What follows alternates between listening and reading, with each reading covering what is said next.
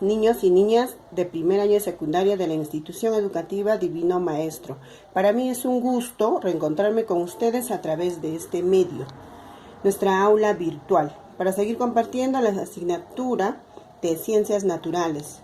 El tema de hoy, el agua y el aire como factor ambiental. ¿Ya? Entonces vamos, por favor necesito que presten la debida atención a la explicación que voy a dar. Se concentren para no tener problemas, ¿está bien? Y los contenidos y los temas que explico el día de hoy las deben pasar por favor en nuestro cuadernito de Ciencias Naturales, por supuesto, poniendo un separador mes de mayo. Es nuestra semana 1. Empecemos entonces, ¿ya? Hablemos sobre el agua. Como ustedes pueden ver, en este vasito tengo el agua. Todos conocemos, todos sabemos que el agua es vida. Tiene un conjunto de propiedades. ¿Cómo? Como ustedes ven, es transparente, no tiene color, es incoloro, insípido, inoloro, como propiedades organolépticas. Aparte de eso, tiene como propiedad de que es disolvente universal, quiere decir que puede disolver cualquier sustancia. Si nosotros agregamos un poquito de sal, por ejemplo, o un poquito de azúcar, por ejemplo, va a disolver. Y por eso el agua la vamos a sentir salada o la vamos a sentir con dulce. ¿Verdad, niños? Entre sus propiedades, ¿ya? Cuando nosotros vamos a querer hacer la limpieza, igual como tiene la propiedad de disolver las sustancias, nos va a permitir a deshacernos de esa suciedad o de esa mugre, ¿ya? Esta agua químicamente es llamada protóxido de hidrógeno, porque está formado por moléculas de hidrógeno y un átomo de oxígeno, ¿ya? Fue determinado esa composición químicamente del agua por Henry Cavendish. Esta agua tiene muchas otras propiedades más.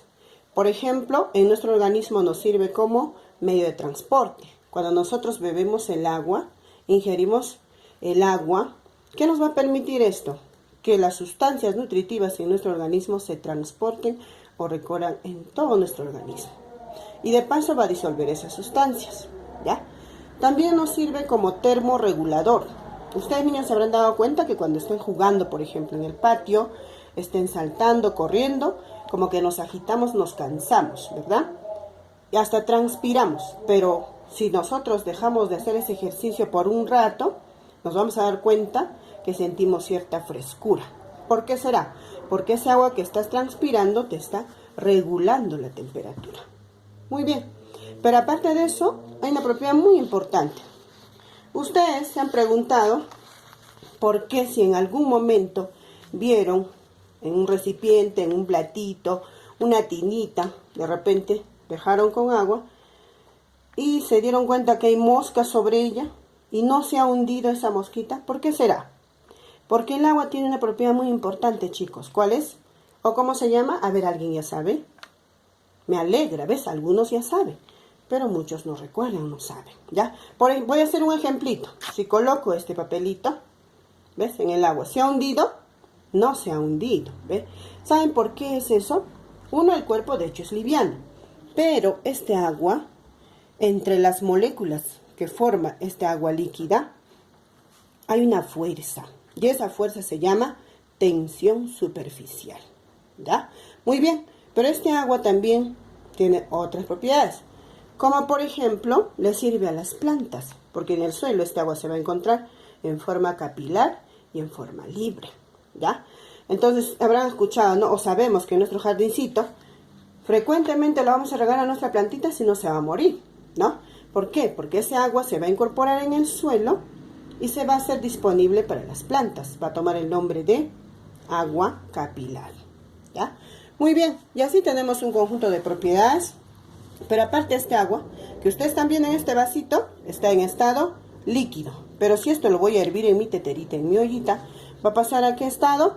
A estado vapor, ¿no es cierto?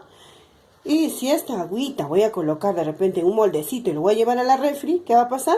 Se va a solidificar, es decir, se va a congelar. Entonces ya vamos a tener cubos de hielo, ¿verdad? El agua es importantísimo en el planeta Tierra, puesto que se encuentra en gran cantidad. El 75% de nuestro planeta está formado por agua, ¿ya? En los organismos vivos, desde la mayor cantidad, 90%, por ejemplo, en los organismos marinos, como las malaguas, ¿no? El 5% en un granito de maíz, por ejemplo, seco, ¿ya? En el hombre 60-70% de agua, en el organismo cuerpo humano, y así sucesivamente, ¿ya? En diferentes organismos. Ahora, ustedes saben que cuando nosotros vamos al campo, por ejemplo, ¿qué ocurre? Vemos de repente una laguna. ¿Quién no ha visitado, por ejemplo, la laguna de Paca, ¿no? Que es bastante conocida, ¿ya? Hoy en día no la podemos hacer por las cosas que estamos viviendo o atravesando, ¿verdad? Muy bien, pero ya llegarán momentos en los que ustedes puedan salir y podamos salir y disfrutar de nuestra naturaleza, ¿ya, chicos? ¿Ya? Entonces yo les pido, y siempre les he dicho a mis alumnos, que cuando salen al campo deben tratar de verificar, de comprobar los conocimientos que nosotros explicamos en el aula, ¿ya? Igual como ahora los estoy haciendo, los invito también a que los hagan, ¿ya? Muy bien, entonces si por ejemplo vemos una laguna y tiene o está sufriendo efectos del sol, del calor, ¿qué va a pasar con esa agüita? Se va a evaporar, ¿no? Va a salir, o sea, ese vapor de agua. Va a pasar a las nubes y de las nubes va a volver nuevamente a su punto de origen, que es la laguna. ¿Ya? Muy bien. Entonces, esto es lo que quería mostrarle así en forma real, el agua en este vasito. Pero ahora les voy a ir explicando en el organizador, ¿ya? Mucha atención, por favor, niños. Muy bien. Mucha atención, por favor, niños. Vamos a continuar, por favor. Ahora les voy a explicar en este organizador que les he elaborado, como les decía, para que lo pasen en el cuadernito, ¿ya? Muy bien, el agua. Les hablé un poco de los estados, las propiedades, los ciclos. Un poquitito en este esquema les voy a describir lo que son los estados y los cambios de estado sobre todo, ¿ya? El agua va a sufrir cambios gracias a ¿qué? A la variación de temperatura, sobre todo en el medio ambiente, ¿no? Por ejemplo, de sólido puede pasar a líquido, de líquido a gaseoso. Y como ustedes ven, de sólido a líquido pasa por proceso llamado fusión, ¿ya? De líquido a gaseoso va a pasar por vaporización. Muy bien, entonces pasa, decimos, de líquido a gaseoso por vaporización, ¿ya? Pero directamente de sólido a gaseoso también pasa, ¿ve? Igual por variación de temperatura, por aumento, elevación de temperatura, o sea, altas temperaturas. Existen sustancias que son volátiles y van a pasar de sólido a gaseoso directamente. ¿Cómo se llama el proceso? Sublimación progresiva o volatilización, ¿ya? ¿Se dan cuenta? Entonces a ese tipo de sustancias se le conoce como sustancias volátiles, ¿ya? Tal vez ustedes vieron, por ejemplo, que su maestro, su profesor, dice, uy, este plumón estaba tan nuevecito, y miren, apenas hice la segunda clase y se me terminó. ¿Saben por qué pasa eso? Porque el profesor de repente se olvidó muchas veces, ha abierto el plumón. El plumón tiene un contenido volátil, que es esa tinta. Entonces se acaba, pues, ¿no? Muy bien. Ahora, cuando hay descendencia de temperatura, va a pasar de gaseoso a líquido por condensación, de líquido a sólido por solidificación, ¿ya?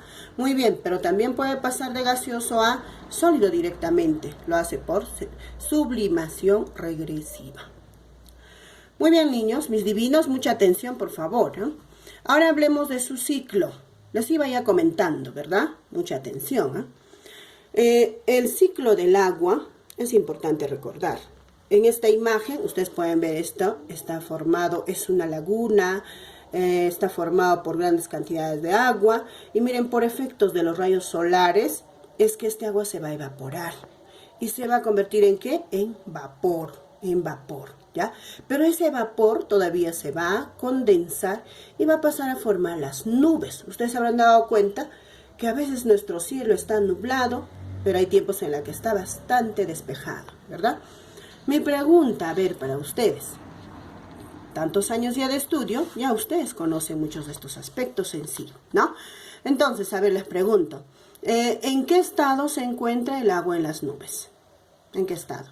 ¿En sólido, en líquido o en gaseoso? ¿Ustedes creen? A ver, ¿quién me responde rapidísimo? Vamos, a ver. Ya. Muy bien, me alegra a algunos que ya saben y a otras los vamos a recordar. Muchos piensan que en las nubes el agua está en estado gaseoso, maestro, ¿no? Pero la condensación, ¿qué es? La condensación es el paso, miren en el esquema, gaseoso a líquido. Entonces en las nubes, ¿en qué estado se encuentra el agua? En estado líquido. Son moléculas, ¿no?, que van a acumularse para formar estas nubes en el cielo, ¿ya? Muy bien, pero estas moléculas de agua líquida van a volver a su punto de origen, al río, al mar, a la laguna, ¿ya? Y lo va a hacer por otro proceso llamado precipitación, ¿ya? Entonces, según las investigaciones, dice, las moléculas grandes llegan a medir de 4 a 6 micras y se hacen más pesadas y ya van a caer por precipitación. Y puede darse en dos tipos de esta precipitación, en gotas líquidas, ¿no? Líquidas, y puede hacerlo en sólido, en forma de granizo, por ejemplo, ¿ya? Muy bien, pero va a llegar al suelo, donde de repente no es río, laguna. ¿Qué va a pasar? Va a ingresar al suelo. A ese proceso se llama infiltración. Conclusión, ¿cuáles son los procesos que comprenden los ciclos del agua? Evaporación, condensación, precipitación y infiltración. Muy bien. Y este agua es importante, decíamos, en el organismo vivo, en la Tierra, en nuestro planeta, en nuestra naturaleza, en sus diferentes tipos de presentación. Entonces tenemos tipos de agua, ¿ya? En esta oportunidad los estamos dividiendo según su ubicación y según la cantidad de sales. Muy bien. Según su ubicación vamos a tener las lénticas, lóticas, atmosféricas y freáticas, ¿ya? Las lénticas, ¿qué me recuerda? Lento, lenta, ¿no? Son aguas que no tienen un recorrido, un movimiento continuo, como los ríos, los mares, sino está en reposo, como dice el ejemplo, lagos, estanques, pantanos, charcos, etc. ¿Ya? Las lóticas, todo lo contrario, están en movimiento continuo. Por lo tanto, estas aguas se caracterizan por tener mayor contenido de oxígeno. Ejemplo, mares, ríos, ¿ya? Y las atmosféricas están en la atmósfera, en el aire, ¿no? Van a formar el vapor, las nubes, ¿ya? Y las freáticas, así se llaman a las que están ubicadas dentro del suelo, subterráneas, que ingresan por filtración. Y estas son las que le van a servir a las plantas porque van a ser absorbidas por las raíces. Por la cantidad de sales, tenemos la destilada. Esta agua es químicamente pura, solamente tiene hidrógeno y oxígeno en su composición. Tiene importancia médica y para lo que es el uso en automóviles, etc. ¿Ya? El agua potable es un agua adecuada para el consumo humano, que la tenemos todos en casa. El agua dulce es el que tiene las sales adecuadas para que en este medio puedan desarrollarse seres, ¿no? A través de estas aguas puedan desarrollarse normalmente las plantas, los animales, y discurren en los ríos, riachuelos, etc. El agua salada vamos a tener con mayor concentración de sales y constituyen al mar sobre todo, ¿ya? Muy bien. Ahora vamos a hablar sobre el otro factor ambiental, mis divinos. Mis niñas y niños, atención por favor. El aire. El aire es un factor ambiental importante también en la naturaleza. Tiene propiedades, composición y es una mezcla homogénea de gases, ¿ya? Es una mezcla homogénea de gases. ¿Mezcla de qué? Del nitrógeno más oxígeno, argón, dióxido de carbono, otros gases. Ahora, les explico cuál es la importancia de cada uno de ellos. Miren, cuando nosotros hablamos del aire, decimos de que tiene abundante oxígeno. No, niños, atención. Según la evaluación de una muestra de aire, se encuentra un 78% de nitrógeno en su composición. Este es importante, este componente, el nitrógeno, para los vegetales sobre todo. Y los animales también en la formación de ¿qué? De proteínas, ¿ya? El oxígeno se encuentra en el 21% de su composición. Esto también todos sabemos que es importantísimo para la respiración, ¿verdad? Pero la respiración, ¿por qué? Porque nos va a permitir a los seres vivos ¿a qué? A combustionar nuestros nutrientes. Cuando nosotros ingerimos cualquier alimento y llega a nuestras células, va a ser combustionado y recién las energías la vamos a captar, ¿ya? Muy bien. El argón se encuentra en 0,93%. El dióxido de carbono se encuentra en 0,03% y otros gases 0,03%. Un total aproximado de 99,9%, ¿no? El total. ¿Ya?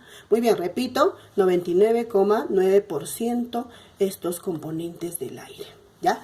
Como ustedes ven acá, el dióxido de carbono, y todos sabemos, recordamos, de que es importantísimo ¿para qué? Para la fotosíntesis, ¿no es cierto? ¿Quiénes lo realizan? Las plantitas. Muy bien. Entre sus propiedades pueden ver acá, es un fluido, tiene desplazamiento, ¿no? Ocupa un espacio, no tiene volumen definido, va a depender del medio, ¿no? Del espacio, del recipiente en la que vamos a encontrar, vamos a ubicar el aire. Muy bien. Este aire, niños, ustedes recordarán, en grandes masas acumuladas, constituyen ¿qué? La atmósfera. Nuestra atmósfera, la cual la vamos a describir rapidísimo, ¿ya? Ustedes pueden ver en esta imagen, la atmósfera, la primera capa, si nosotros nos paramos sobre el suelo y sentimos ese aire, en nuestro jardincito nos paramos, por ejemplo, sentimos ese aire, es la capa llamada troposfera, ¿ya? Troposfera. Esta es la capa donde se llevan a cabo todos los fenómenos meteorológicos, las lluvias, los vientos, están, ¿qué más? Todo lo que es los truenos, etcétera, etcétera. Y por supuesto, como somos tan irresponsables, nosotros vamos contaminando también esta capa de nuestra atmósfera.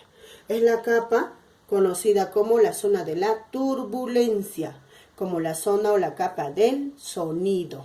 No se olviden, por favor, ¿ya? Luego tenemos la siguiente capa llamada estratosfera. La estratosfera es una capa que se va a dividir de la troposfera a partir de una franja llamada tropopausa. ¿Están viendo en el indicador? Esa capa o esa división se llama tropopausa. ¿Ya, mis niños? Muy bien. Ahora, esta estratosfera es una capa donde ya no se va a llevar a cabo los fenómenos meteorológicos. Por lo tanto, se le conoce como la zona o la capa de calma. Muy bien. Luego vamos a tener la mesósfera, que se va a dividir de la estratosfera a partir de la estratopausa, ¿ya? Estratopausa. Esta estratopausa divide entonces estas dos capas. La mesósfera, entonces es una capa ya con aires enrarecidos. Sus componentes ya no van a ser así como la hemos descrito, la composición del aire, ¿no? Sino van a tener menor cantidad de oxígeno, ya van a tener los componentes mayores de otras sustancias, otros gases más fuertes, ¿ya? Esta mesopausa, la siguiente termopausa, esta franjita se va a llamar mesopausa. Mesósfera y termósfera está dividido por mesopausa, ¿verdad? Muy bien. Y la termósfera es la capa ya superior, ¿no? A la mesósfera, por lo tanto, el aire es más enrarecido, ¿no? Por acá pueden trasladarse los medios muy sofisticados, ¿no? Se van a presentar las nubes luminescentes, la presentación ya de otros fenómenos, ¿ya? Y finalmente tenemos una capa externa, conocida como exosfera, ¿ya? Exosfera, que va a estar dividida de la termósfera, ¿a partir de qué? De una franja llamada termopausa, ¿ya? Termopausa. Muy bien, y nuestra atmósfera, ¿ya, niños? Espero que hayan entendido gran parte de la explicación, pero si no, ustedes tienen para volverla a ver o escuchar. Pido por favor a cada uno de ustedes que pasen en su cuadernito todo ese resumen que les he explicado. Yo sé que no es como estar frente a frente con ustedes, pero no olviden de que siempre vamos a estar trabajando de la mejor manera con ustedes. Y por favor, solamente esta vez les voy a suplicar que pasen en su cuadernito todo lo que se les ha explicado. Hasta la próxima, que tengan un buen día, mis niños divinos.